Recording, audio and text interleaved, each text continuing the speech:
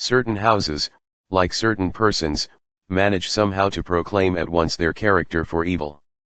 In the case of the latter, no particular feature need betray them. They may boast an open countenance and an ingenuous smile, and yet a little of their company leaves the unalterable conviction that there is something radically amiss with their being, that they are evil. Willy-nilly, they seem to communicate an atmosphere of secret and wicked thoughts which makes those in their immediate neighborhood shrink from them as from a thing diseased. And, perhaps, with houses the same principle is operative, and it is the aroma of evil deeds committed under a particular roof, long after the actual doers have passed away, that makes the goose flesh come and the hair rise. Something of the original passion of the evildoer, and of the horror felt by his victim, enters the heart of the innocent watcher, and he becomes suddenly conscious of tingling nerves, creeping skin, and a chilling of the blood. He is terror-stricken without apparent cause. There was manifestly nothing in the external appearance of this particular house to bear out the tales of the horror that was said to reign within. It was neither lonely nor unkempt. It stood, crowded into a corner of the square, and looked exactly like the houses on either side of it. It had the same number of windows as its neighbors, the same balcony overlooking the gardens, the same white steps leading up to the heavy black front door, and, in the rear, there was the same narrow strip of green, with neat box borders, running up to the wall that divided it from the backs of the adjoining houses. Apparently, too, the number of chimney pots on the roof was the same, the breadth and angle of the eaves, and even the height of the dirty area railings. And yet this house in the square, that seemed precisely similar to its 50 ugly neighbors, was as a matter of fact entirely different, horribly different. Wherein lay this marked, invisible difference is impossible to say. It cannot be ascribed wholly to the imagination, because persons who had spent some time in the house, knowing nothing of the facts, had declared positively that certain rooms were so disagreeable they would rather die than enter them again, and that the atmosphere of the whole house produced in them symptoms of a genuine terror, while the series of innocent tenants who had tried to live in it and been forced to decamp at the shortest possible notice, was indeed little less than a scandal in the town. When Shorthouse arrived to pay a week-end visit to his Aunt Julia in her little house on the seafront at the other end of the town, he found her charged to the brim with mystery and excitement. He had only received her telegram that morning, and he had come anticipating boredom, but the moment he touched her hand and kissed her apple-skin wrinkled cheek, he caught the first wave of her electrical condition. The impression deepened when he learned that there were to be no other visitors, and that he had been telegraphed for with a very special object. Something was in the wind, and the something would doubtless bear fruit, for this elderly spinster aunt, with a mania for psychical research, had brains as well as will power, and by hook or by crook she usually managed to accomplish her ends. The revelation was made soon after tea, when she sidled close up to him as they paced slowly along the seafront in the dusk. "I've got the keys," she announced in a delighted, yet half-awesome voice. "Got them till Monday?" "The keys of the bathing machine, or?" he asked innocently, looking from the sea to the town. Nothing brought her so quickly to the point as feigning stupidity. "Neither," she whispered. "I've got the keys of the haunted house in the square. And I'm going there tonight." Shorthouse was conscious of the slightest possible tremor down his back. He dropped his teasing tone. Something in her voice and manner thrilled him. She was in earnest. "But you can't go alone," he began. "That's why I wired for you," she said with decision. He turned to look at her. The ugly, lined, enigmatical face was alive with excitement. There was the glow of genuine enthusiasm round it like a halo. The eyes shone. He caught another wave of her excitement, and a second tremor, more marked than the first, accompanied it. "Thanks, Aunt Julia," he said politely, "thanks awfully. I should not dare to go quite alone," she went on, raising her voice, "but with you I should enjoy it immensely. You're afraid of nothing, I know." "Thanks so much," he said again. Is anything likely to happen?" "A great deal has happened," she whispered, "though it's been most cleverly hushed up.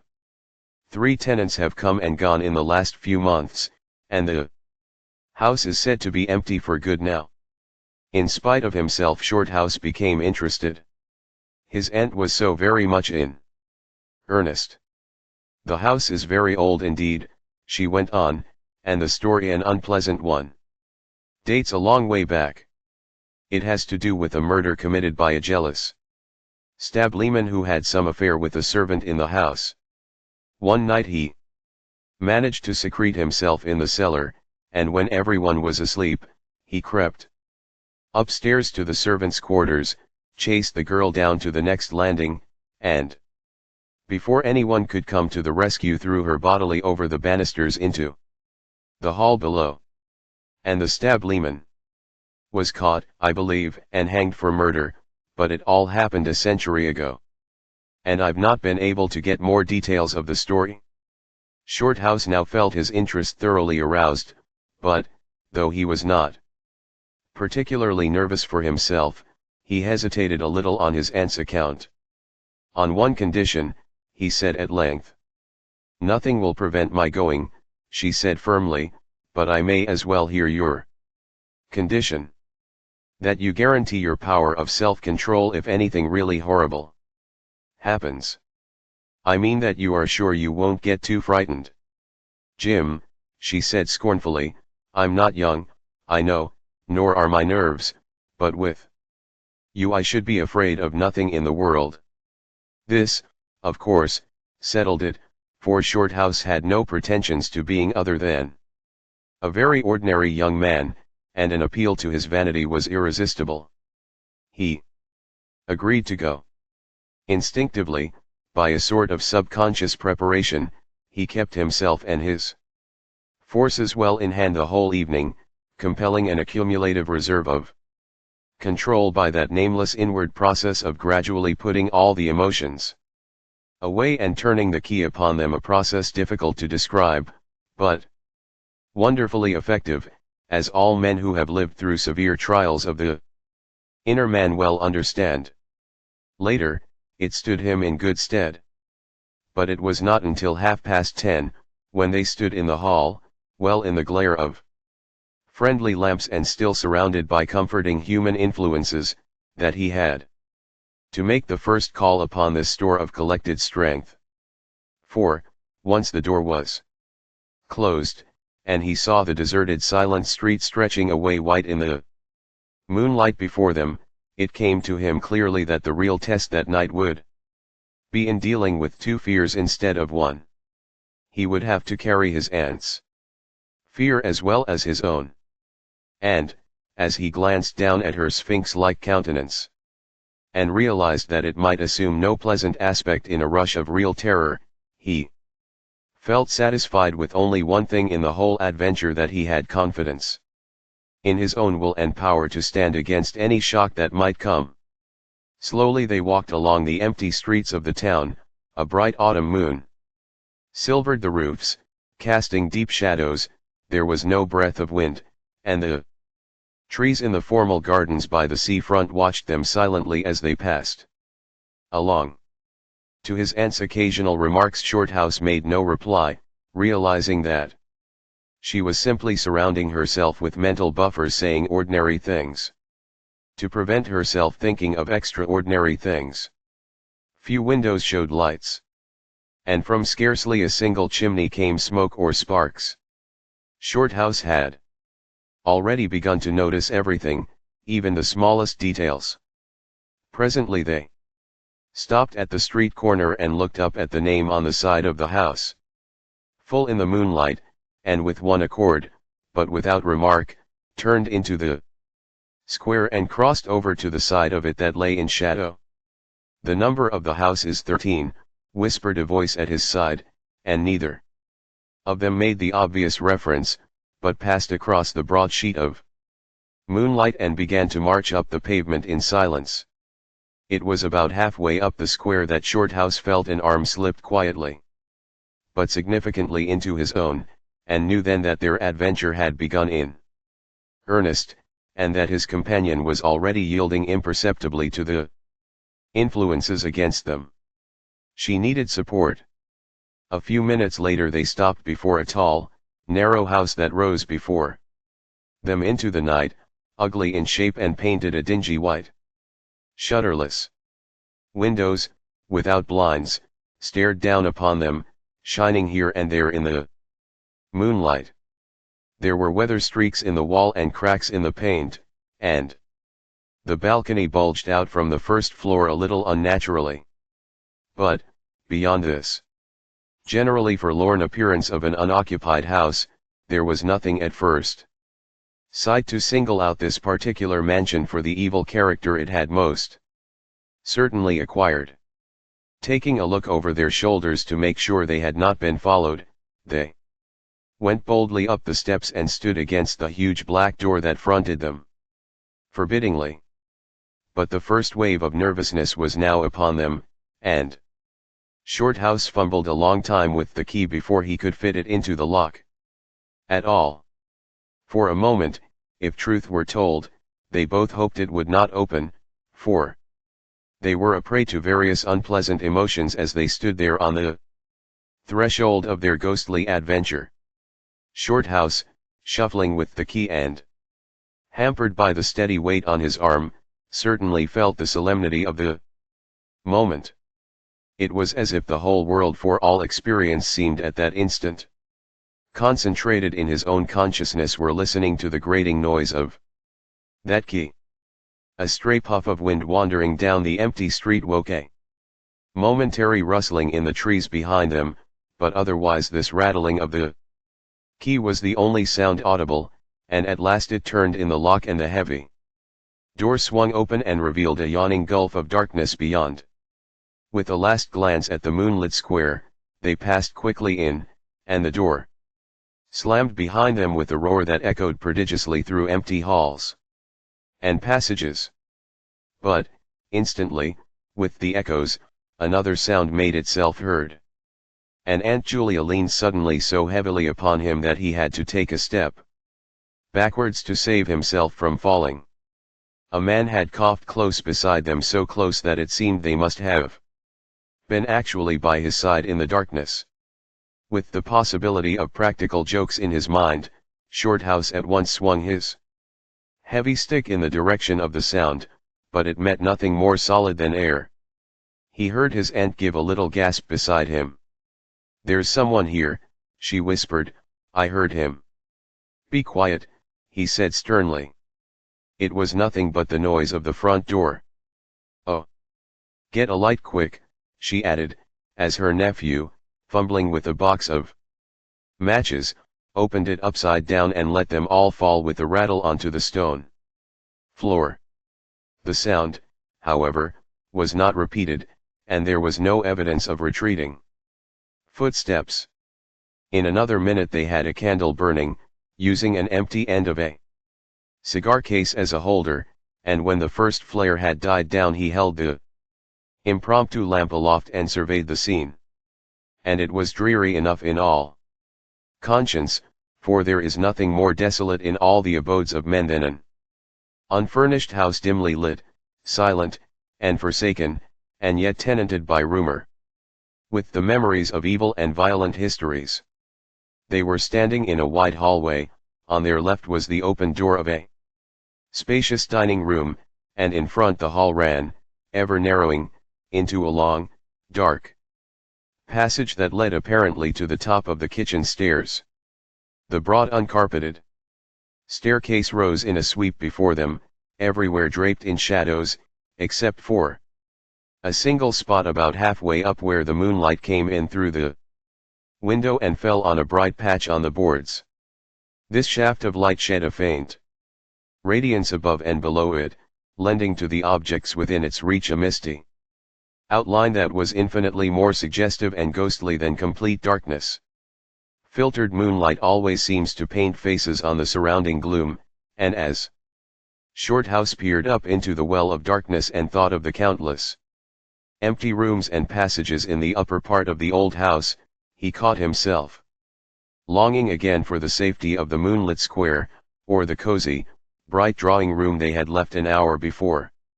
Then realizing that these thoughts were dangerous, he thrust them away again and summoned all his energy for concentration on the present. "Aunt Julia," he said aloud, severely, "we must now go through the house from top to bottom and make a thorough search." The echoes of his voice died away slowly all over the building, and in the intense silence that followed he turned to look at her. In the candlelight he saw that her face was already ghastly pale, but she dropped his arm for a moment and said in a whisper, stepping close in front of him, "I agree. We must be sure there's no one hiding. That's the first thing." She spoke with evident effort, and he looked at her with admiration. "You feel quite sure of yourself? It's not too late." "I think so," she whispered, her eyes shifting nervously toward the shadows behind. "Quite sure, only one thing." "What's that?" "You must never leave me alone for an instant. As long as you understand that any sound or appearance must be investigated at once, for to hesitate means to admit fear. That is fatal." "Agreed," she said, a little shakily, after a moment's hesitation. "I'll try." Arm in arm, Shorthouse holding the dripping candle and the stick, while his aunt carried the cloak over her shoulders, figures of utter comedy to all but themselves, they began a systematic search. Stealthily, walking on tiptoe and shading the candle lest it should betray their presence through the shutterless windows, they went first into the big dining room. There was not a stick of furniture to be seen. Bare walls, ugly mantelpieces and empty grates stared at them. Everything, they felt, resented their intrusion, watching them, as it were, with veiled eyes. Whispers followed them. Shadows flitted noiselessly to right and left, something seemed ever at their back, watching, waiting an opportunity to do them injury. There was the inevitable sense that operations which went on when the room was empty had been temporarily suspended till they were well out of the way again. The whole dark interior of the old building seemed to become a malignant presence that rose up, warning them to desist and mind their own business. Every moment the strain on the nerves increased. Out of the gloomy dining room they passed through large folding doors into a sort of library or smoking room, wrapped equally in silence, darkness, and dust. And from this they regained the hall near the top of the back stairs. Here a pitch-black tunnel opened before them into the lower regions, and it must be confessed they hesitated. But only for a minute. With the worst of the night still to come, it was essential to turn from nothing. Aunt Julia stumbled at the top step of the dark descent, ill-lit by the flickering candle, and even Shorthouse felt at least half the decision go out of his legs. "Come on," he said peremptorily, and his voice ran on and lost itself in the dark empty spaces below. "I'm coming," she faltered, catching his arm with unnecessary violence. They went a little unsteadily down the stone steps, a cold, damp air meeting them in the face, close and malodorous. The kitchen, into which the stairs led along a narrow passage, was large, with a lofty ceiling. Several doors opened out of it, some into cupboards with empty jars still standing on the shelves, and others into horrible little ghostly back offices, each colder and less inviting than the last. Black beetles scurried over the floor, and once, when they knocked against a deal table standing in a corner, something about the size of a cat, jumped down with a rush and fled, scampering across the stone floor into the darkness. Everywhere there was a sense of recent occupation, an impression of sadness and gloom. Leaving the main kitchen, they next went towards the scullery. The door was standing ajar, and as they pushed it open to its full extent, Aunt Julia uttered a piercing scream, which she instantly tried to stifle by placing her hand over her mouth. For a second Shorthouse stood stock still, catching his breath. He felt as if his spine had suddenly become hollow and someone had filled it with particles of ice. Facing them, directly in their way between the doorposts, stood the figure of a woman. She had disheveled hair and wildly staring eyes, and her face was terrified and white as death.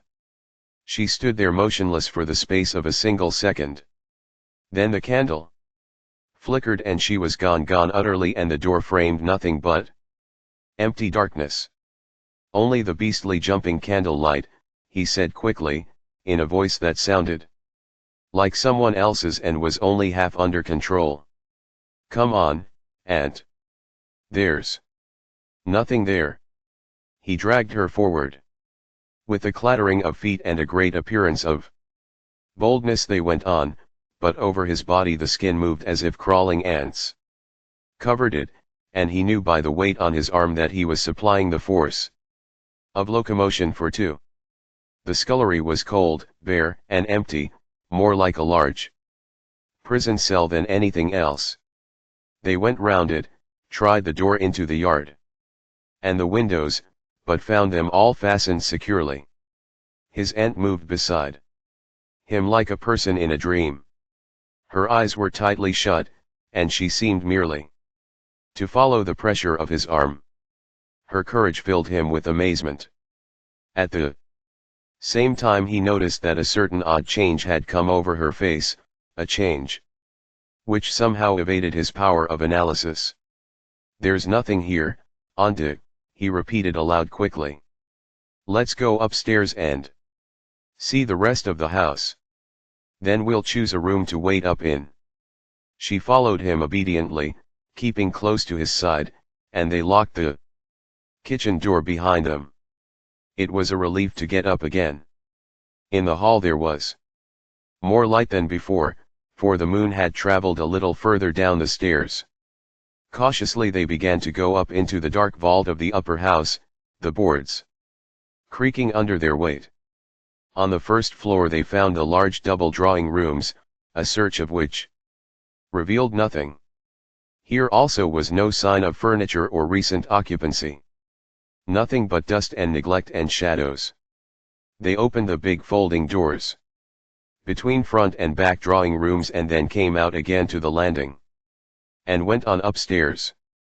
They had not gone up more than a dozen steps when they both simultaneously stopped to listen, looking into each other's eyes with a new apprehension across the flickering candle flame. From the room they had left hardly 10 seconds before came the sound of doors quietly closing. It was beyond all question, they heard the booming noise that accompanies the shutting of heavy doors, followed by the sharp catching of the latch. "We must go back and see," said Shorthouse briefly, in a low tone, and turning to go downstairs again. Somehow she managed to drag after him, her feet catching in her dress, her face livid. When they entered the front drawing room it was plain that the folding doors had been closed half a minute before. Without hesitation Shorthouse opened them. He almost expected to see someone facing him in the back room, but only darkness and cold air met him. They went through both rooms, finding nothing unusual. They tried in every way to make the doors close of themselves, but there was not wind enough even to set the candle flame flickering. The doors would not move without strong pressure. All was silent as the grave. Undeniably. The rooms were utterly empty, and the house utterly still. Its beginning, whispered a voice at his elbow which he hardly recognized as his aunt's. He nodded acquiescence, taking out his watch to note the time. It was 15 minutes before midnight. He made the entry of exactly what had occurred in his notebook, setting the candle in its case upon the floor in order to do so. It took a moment or two to balance it safely against the wall. Aunt Julia always declared that at this moment she was not actually watching him, but had turned her head towards the inner room, where she fancied she heard something moving, but, at any rate, both positively agreed that there came a sound of rushing feet, heavy and very swift, and the next instant the candle was out. But to Shorthouse himself had come more than this, and he has always thanked his fortunate stars that it came to him alone and not to his aunt too. For, as he rose from the stooping position of balancing the candle, and before it was actually extinguished, a face thrust itself forward so close to his own that he could almost have touched it with his lips. It was a face working with passion, a man's face, dark, with thick features, and angry, savage eyes. It belonged to a common man, and it was evil in its ordinary normal expression, no doubt, but as he saw it, alive with intense, aggressive emotion, it was a malignant and terrible human countenance. There was no movement of the air, nothing but the sound of rushing feet. Stockinged or muffled feet, the apparition of the face, and the almost simultaneous extinguishing of the candle. In spite of himself, Shorthouse uttered a little cry, nearly losing his balance as his aunt clung to him with her whole weight in one moment of real, uncontrollable terror. She made no sound, but simply seized him bodily. Fortunately, however, she had seen nothing, but had only heard the rushing feet, for her control returned almost at once, and he was able to disentangle himself and strike a match. The shadows ran away on all sides before the glare, and his aunt stooped down and groped for the cigar case with the precious candle. Then they discovered that the candle had not been blown out at all, it had been crushed out. The wick was pressed down into the wax, which was flattened as if by some smooth, heavy instrument. How his companion so quickly overcame her terror, Shorthouse never properly understood, but his admiration for her self-control increased tenfold, and at the same time served to feed his own dying flame, for which he was undeniably grateful. Equally inexplicable to him was the evidence of physical force they had just witnessed. He at once suppressed the memory of stories he had heard of physical mediums and their dangerous phenomena, for if these were true, and either his aunt or himself was unwittingly a physical medium, it meant that they were simply aiding to focus the forces of a haunted house already charged to the brim. It was like walking with unprotected lamps among uncovered stores of gunpowder.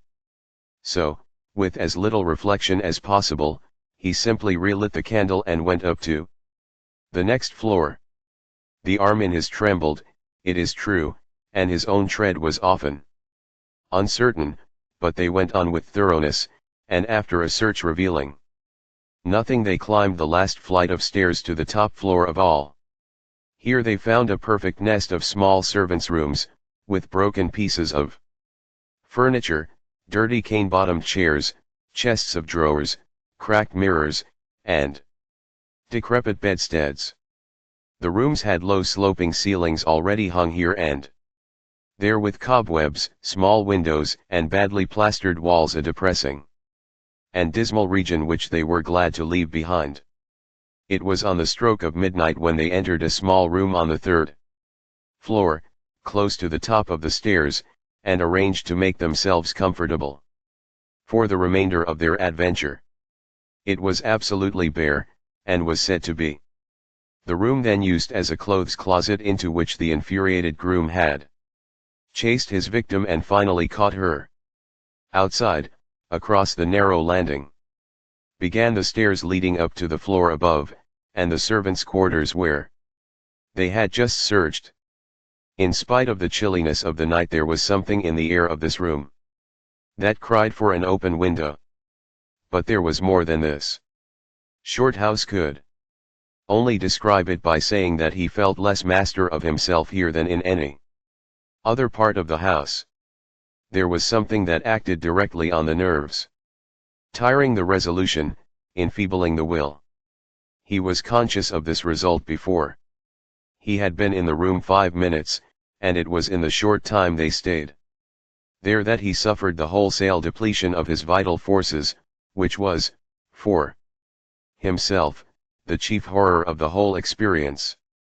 They put the candle on the floor of the cupboard, leaving the door a few inches ajar, so that there was no glare to confuse the eyes, and no shadow to shift about on walls and ceiling. Then they spread the cloak on the floor and sat down to wait, with their backs against the wall. Shorthouse was within 2 feet of the door onto the landing. His position commanded a good view of the main staircase leading down into the darkness, and also of the beginning of the servants' stairs going to the floor above.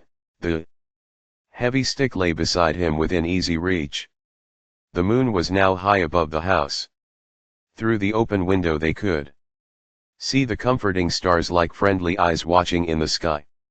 One by one the clocks of the town struck midnight, and when the sounds died away, the deep silence of a windless night fell again over everything. Only the boom of the sea, far away and lugubrious, filled the air with hollow murmurs. Inside the house the silence became awful, awful, he thought, because any minute now it might be broken by sounds portending terror. The strain of waiting told more and more severely on the nerves. They talked in whispers when they talked at all, for their voices aloud sounded queer and unnatural. A chilliness, not altogether due to the night air, invaded the room, and made them cold. The influences against them, whatever these might be, were slowly robbing them of self-confidence, and the power of decisive action. Their forces were on the wane, and the possibility of real fear took on a new and terrible meaning. He began to tremble for the elderly woman by his side, whose pluck could hardly save her. Beyond a certain extent, he heard the blood singing in his veins. It sometimes seemed so loud that he fancied it prevented his hearing properly certain other sounds that were beginning very faintly to make themselves audible in the depths of the house. Every time he fastened his attention on these sounds, they instantly ceased. They certainly came no nearer. Yet he could not rid himself of the idea that movement was going on somewhere in the lower regions of the house. The drawing room floor, where the doors had been so strangely closed, seemed too near. The sounds were further off than that. He thought of the great kitchen, with the scurrying black beetles, and of the dismal little scullery, but, somehow or other, they did not seem to come from there either. Surely they were not outside the house. Then, suddenly, the truth flashed into his mind, and for the space of a minute he felt as if his blood had stopped flowing and turned to ice. The sounds were not downstairs at all, they were upstairs, somewhere among those horrid gloomy little servants' rooms with their bits of broken furniture, low ceilings, and cramped windows upstairs, where the victim had first been disturbed and stalked to her death. And the moment he discovered where the sounds were, he began to hear them more clearly. It was the sound of feet, moving stealthily along the passage overhead, in and out among the rooms, and past the furniture. He turned quickly to steal a glance at the motionless figure seated beside him, to note whether she had shared his discovery. The faint candle light coming through the crack in the cupboard door, threw her strongly marked face into vivid relief against the white of the wall. But it was something else that made him catch his breath and stare again. An extraordinary something had come into her face and seemed to spread over her features like a mask. It smoothed out the deep lines and drew the skin everywhere a little tighter so that the wrinkles disappeared. It brought into the face, with the sole exception of the old eyes, an appearance of youth and almost of childhood. He stared in speechless amazement that was dangerously near to horror. It was his aunt's face indeed, but it was her face of 40 years ago, the vacant innocent face of a girl. He had heard stories of that strange effect of terror, which could wipe a human countenance clean of other emotions, obliterating all previous expressions, but he had never realized that it could be literally true, or could mean anything so simply horrible as what he now saw. For the dreadful signature of overmastering fear was written plainly in that utter vacancy of the girlish face beside him, and when, feeling his intense gaze, she turned to look at him, he instinctively closed his eyes tightly to shut out the sight. Yet, when he turned a minute later, his feelings well in hand, he saw to his intense relief another expression. His aunt was smiling, and though the face was deathly white, the awful veil had lifted and the normal look was returning. Anything wrong, was all he could think of to say at the moment. And the answer was eloquent, coming from such a woman. "I feel cold and a little frightened," she whispered. He offered to close the window, but she seized hold of him and begged him not to leave her side even for an instant. "It's upstairs, I know," she whispered, with an odd half-laugh, "but I can't possibly go up." But Shorthouse thought otherwise, knowing that in action lay their best hope of self-control. He took the brandy flask and poured out a glass of neat spirit, stiff enough to help anybody over anything. She swallowed it with a little shiver. His only idea now was to get out of the house before her collapse became inevitable, but this could not safely be done by turning tail and running from the enemy. Inaction was no longer possible. Every minute he was growing less master of himself, and desperate, aggressive measures were imperative without further delay. Moreover, the action must be taken towards the enemy, not away from it. The climax, if necessary and unavoidable, would have to be faced boldly. He could do it now. But in 10 minutes he might not have the force left to act for himself, much less for both. Upstairs, the sounds were meanwhile becoming louder and closer, accompanied by occasional creaking of the boards. Someone was moving stealthily about, stumbling now and then awkwardly against the furniture.